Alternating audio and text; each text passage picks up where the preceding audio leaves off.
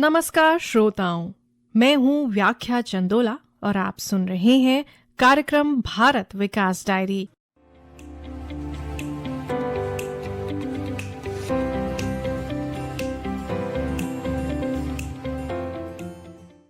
आज आकाशवाणी समाचार देहरादून के इस कार्यक्रम के अगले अंक में हम आपको ले चलेंगे चमोली निर्वाचन क्षेत्र में।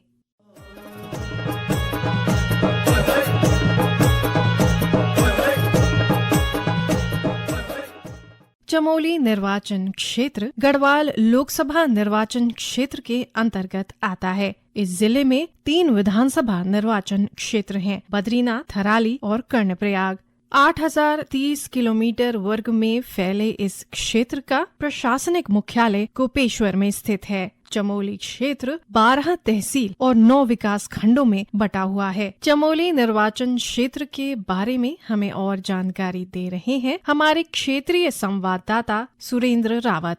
गढ़वाल लोकसभा संसदीय क्षेत्र 4 जनपदों के 14 विधानसभा सीटों से मिलकर बना है। 2019 लोकसभा में जनपद चमोली की 3 विधानसभाओं में 2,90,719 मतदाता थे, जिसमें 57% मतदाताओं ने मत का प्रयोग किया। भाजपा प्रत्याशी तीरथ सिंह रावत को 1,08,361 मत पड़े, वहीं कांग्रेस प्रत्याशी मनीष खंडूड़ी को 49,720 मत मिले। वर्तमान समय में गढ़वाल संसदीय क्षेत्र से भारतीय जनता पार्टी के तीरथ सिंह रावत सांसद हैं। वर्तमान में जनपद चमोली में बद्रीनाथ, कर्णप्रयाग, थराली विधानसभा शामिल हैं। जनपद की तीनों विधानसभा में कुल 2,98,498 मतदाता हैं, जिसमें 1,52,181 पुरुष और 1,46,313 महिलाएं मतदाता हैं और 4 अन्य हैं। बद्रीनाथ विधानसभा में 1,01,596, थराली विधानसभा में 1,03,032, कर्णप्रयाग विधानसभा में 93,870 मतदाता हैं। 2019 के मुकाबले 2024 में 7,779 नए मतदाता जुड़े।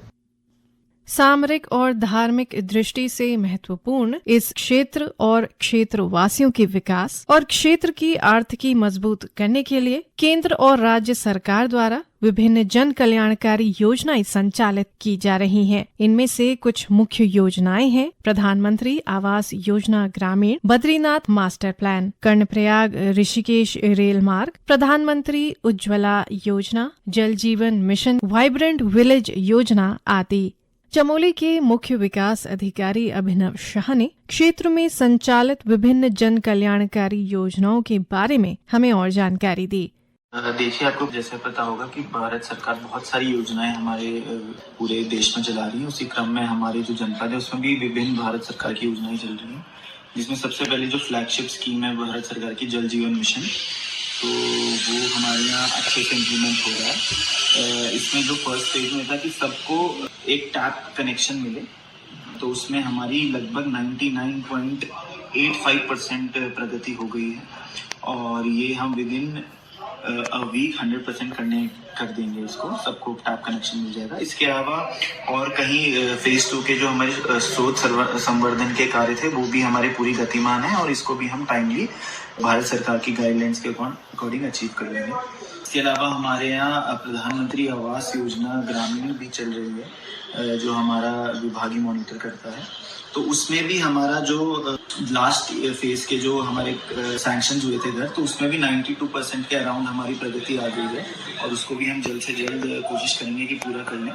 और हमारा जो नेक्स्ट फेज है उसकी भी हमें सैंक्शन कुछ मिल गई है। उसमें भी हमने जो लाभार्थी हैं उनको प्रथम किस्त डिस्ट्रीब्यूट कर दी है और उसकी रेगुलर मॉनिटरिंग हमारे विभाग द्वारा चल रही है। मैं भी इसमें रेगुलर मॉनिटरिंग कर रहा हूँ और इससे कोशिश करेंगे कि हम जितना जल्दी हो सके इसको हम अचीव कर लें, सेकेंड जो इसका फेज का था। इसके अलावा मनरेगा भी हमारे चल रहा है, उसमें भी हम बिल्कुल अच्छी जितना हमारा टारगेट था उससे हमने बेटर अचीव कर लिया है अभी, और इसको हम और भी अपने टारगेट का डबल करने की पूरी कोशिश है। इसके मेरे स्पेशल निर्देश सारी वीडियोस को भी दिए हैं।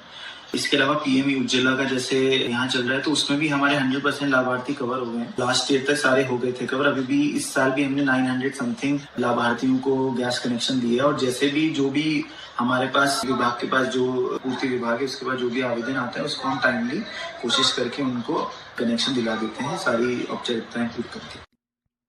जिले के दशोली ब्लॉक की ठेली गांव की लाभार्थी उत्तरा नेगी बताती हैं कि प्रधानमंत्री उज्ज्वला गैस कनेक्शन योजना से गांव की महिलाओं खासकर बुजुर्ग माताओं को काफी लाभ हुआ है। वे बताती हैं कि गैस कनेक्शन मिलने से जहां उन्हें धुएं से निजात मिला है, वहीं उन्हें लकड़ी के लिए दूर नहीं जाना पड़ता। केंद्र सरकार द्वारा जो योजना आई है उज्ज्वला गैस कनेक्शन, तो उससे हमें गांव की महिलाओं को बहुत ही ज्यादा फायदा हुआ है। और उसमें सबसे ज्यादा फायदा हुआ है हमारे गांव की बुजुर्ग माताओं को, जो कि धुएं से बहुत ही ज्यादा परेशान रहती थी। कि जब हम खेतों से आते हैं गर्मियों के मौसम में, तो हमें धुएं में खाना बनाना पड़ता था। तब से हमें बहुत ही सुविधा मिली है। गांव में होते हैं मिट्टी के छोटे छोटे घर, उनमें बहुत ही ज्यादा धुआं होता है और लगभग हमारे वहाँ 3-4 किलोमीटर दूर जंगल पड़ता है, तो उतनी दूर लकड़ियों के लिए जाना पड़ता। तो अब जब से गैस कनेक्शन मिला है, तो तब से हमें बहुत ही ज्यादा राहत मिली।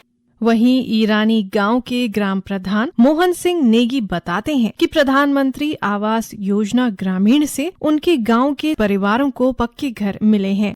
मेरे गांव में लगभग करीब 70 परिवारों को प्रधानमंत्री आवास योजना का लाभ इन 5 वर्षों में मिला है। और विशेषतर उन लोगों को जिनके पास इससे पहले झुग्गी झोपड़ियां थी, वो लोग कच्चे घरों में रहते थे और उस घरों में उनका जीवन निर्वहन करना बहुत मुश्किल था। वर्षा काल में जब मानसूनी बहुत बारिश होती थी, उसमें लोग के घर टपकते थे और उनके बच्चे ढंग से पढ़ नहीं पाते थे और रातों रात वो जागते थे। और उसके बाद जब उनको प्रधानमंत्री आवास योजना का लाभ मिला, तो निश्चित तौर पर आपको अपने पक्के घरों में रह रहे हैं, उनके बच्चे अच्छे तरीके से पढ़ पा रहे हैं, वो लोग अच्छे तरीके से सो पाते हैं और उनको वर्षा काल में कोई डर नहीं होता कि कोई ऊपर से बारिश टपकेगा और अच्छी तरीके से अपने घरों में रह रहे हैं, अच्छा जीवन बसर कर रहे हैं। और यदि कुछ लोग अभी छोटे हुए आने वाले समय में इस योजना का अच्छे तरीके से लाभ मिलेगा, तो लोग इससे और अच्छा फायदा उन लोगों को पाएगा।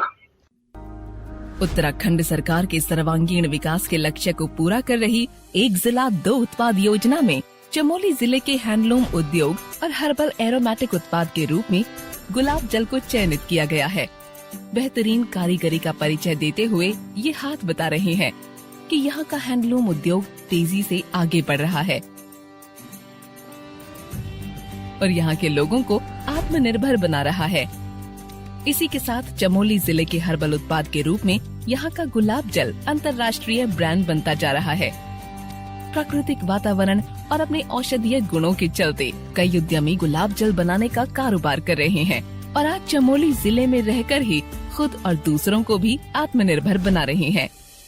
ये गवर्नमेंट की तरफ से ये मशीन लगी हुई है हमारे यहाँ पर। ये 25-30 परिवार हैं जो जिनको फूल दिया गया और उनसे मैं फूल लेके इसको गुलाब जल तैयार करता हूँ। 100 रुपये केजी हम खरीद के कम से कम 1500-1600 लीटर पर ईयर हम इसको बनाते हैं। काफी खुश हैं हम, इसी में तो हमने बच्चों को पढ़ाया लिखाया, मकान बनाया। स्वरोजगार के बल पर समृद्ध संपन्न बन रहा चमोली जिला अपने विकास के साथ साथ उत्तराखंड के आदर्श राज्य बनने का परिचय दे रहा है।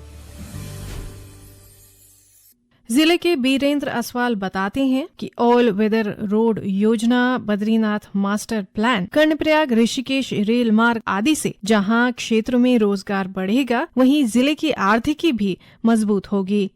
यहाँ पर बहुत ही 2 सबसे महत्वपूर्ण जो योजनाएं हैं। पहली योजना तो है जो बद्रीनाथ जी में मास्टर प्लान चल रहा है, जैसे केदारनाथ में वैसे बद्रीनाथ में भी हो रहा है। और जब ये बनकर तैयार हो जाएगा तो ये बहुत ही भव्य रूप वहाँ पर बद्रिक आश्रम का देखने को मिलेगा और निश्चित तौर पर उसके बाद जो है यात्रियों की संख्या में वृद्धि होगी, जिससे ये लोकल स्तर पे काफी लोगों को रोजगार मिलेगा और रोजगार में वृद्धि होगी। साथ ही अगर आप देखेंगे तो कर्णप्रयाग के जो रेल मार्ग है, अगर जिस दिन वो रेलवे लाइन बन जाएगी उसके बाद जो है रेल से भी यात्रियों की आमद बढ़ेगी, उससे भी रोजगार बढ़ने के पूरे अवसर हैं। उसके बाद अगर एक और चीज हम देखेंगे तो जो ऑल वेदर सड़क बनी है उससे भी जनपद चमोली को बहुत लाभ हो रहा है। हमने देखा है पहले की तुलना में कई गुना ज्यादा यात्री यहाँ पर आ रहे हैं, तो जनपद चमोली की आर्थिकी उससे निश्चित तौर पर बहुत मजबूत हो। वहीं कर्णप्रयाग के नौटी गांव के अरुण मैठाणी बताते हैं कि जल जीवन मिशन की हर घर जल योजना से न केवल गांव वासियों का मान सम्मान बढ़ा है, इस योजना से लोगों में साफ सफाई के प्रति जागरूकता भी बढ़ी है। आदरणीय प्रधानमंत्री जी ने जो जल जीवन मिशन के तहत हर घर नल और नल में जल ये जो योजना चलाई, ये योजना न सिर्फ गांव के लोगों का मान सम्मान बढ़ाया, बल्कि इस योजना के कारण लोगों में स्वच्छता के प्रति एक जागृति उत्पन्न हुई है। पहले गांव में एक सिंबल हुआ करता था कि उनके घर में बिजली का कनेक्शन है, उनके घर में पानी का कनेक्शन है। एक निचले पायदान पर जो एक कल्पना थी डॉक्टर श्यामा प्रसाद मुखर्जी और दीनदयाल उपाध्याय जी, इनकी जो कल्पना थी कि विकास की जो प्रकाश है वो अंतिम पायदान पर बैठे व्यक्ति तक पहुंचे, आदरणीय प्रधानमंत्री नरेंद्र मोदी जी ने इस कल्पना को न सिर्फ साकार किया है बल्कि निचले पायदान पर रहने वाले व्यक्ति का सम्मान और स्वाभिमान भी बढ़ाया है। आज आदरणीय प्रधानमंत्री जी ने जो हर घर नल और नल में जल ये जो पहुंचाया, इससे आज लोगों में एक तो स्वच्छता का भाव बढ़ा है। ये कार्यक्रम आप हमारे news on AIR official YouTube channel, website news on AIR और अन्य सोशल मीडिया प्लेटफॉर्म पर भी सुन सकते हैं। श्रोताओं, बर्फ से ढके पर्वतों के बीच स्थित चमोली देश विदेश में अपनी प्राकृतिक सुंदरता, प्राचीन मंदिरों, विहंगम दृश्यों, हरे भरे मखमली बुग्यालों, अविस्मरणीय ट्रैकों और कलकल बहती नदियों के लिए प्रसिद्ध है। देश विदेश से हर साल लाखों पर्यटक और श्रद्धालु क्षेत्र में भ्रमण और तीर्थाटन के लिए आते हैं। चमोली में नर नारायण पर्वतों से घिरे देश के 4 धामों में से एक बद्रीनाथ में दर्शन के लिए हर साल लाखों लोग यहाँ पहुँचते हैं। इसी जगह तप्त कुंड, मानुषी कुंड, गरुड़ शिला, नारद शिला, मुकुचंद गुफा, गणेश गुफा भी स्थित हैं। बद्रीनाथ के अलावा 5 बद्री, आदि बद्री, भविष्य बद्री, वृद्ध बद्री एवं योग ध्यान बद्री भी चमोली में स्थित हैं। इसके अलावा पंच केदार में से रुद्रनाथ और कल्पेश्वर भी चमोली में ही स्थित है। रुद्रनाथ में शिव के रौद्र रूप का, जबकि कल्पेश्वर में शिव के जटा की पूजा की जाती है। पवित्र नदियों के संगम पर स्थित पंच प्रयागों में से विष्णु प्रयाग, नंद प्रयाग और कर्ण प्रयाग भी चमोली में ही स्थित हैं। 4000 मीटर से अधिक की ऊंचाई पर स्थित सिखों का तीर्थ हेमकुंड भी चमोली में ही स्थित है। मान्यता के अनुसार सिखों के 10वें गुरु गोविंद सिंह ने यहाँ तपस्या की थी। इनके अलावा गोपेश्वर मंदिर, विश्व विख्यात बेदिनी बुग्याल, विश्व धरोहर, असंख्य फूलों से सजी फूलों की घाटी, शिव ज्योतिर्लिंग, जोशी मठ, सेब एवं चाय उत्पादन के लिए प्रसिद्ध ग्वालदम, चिनाब घाटी, गढ़वाल के 52 गढ़ों में से शेष बचा चांदपुर गढ़ी, हरी भरी मखमली घास एवं शीतकालीन हिम क्रीड़ा तथा पर्यटन स्थल औली, रहस्यमयी कुंड रूपकुंड, नंदा देवी सिद्ध पीठ मंदिर, 7000 मीटर से अधिक ऊंचा त्रिशूल पर्वत, सीमा पर बसा प्रथम गांव माणा भी इस क्षेत्र में स्थित है। श्रोताओं, इसी के साथ मैं व्याख्या चंदोला आप सभी श्रोताओं से विदा लेती हूँ। कार्यक्रम सुनने के लिए आप सभी श्रोताओं का बहुत धन्यवाद। हम फिर मिलेंगे कार्यक्रम की एक नई कड़ी में, एक नए संसदीय क्षेत्र में हुए विकास की ढेर सारी बातों और रोचक जानकारियों के साथ।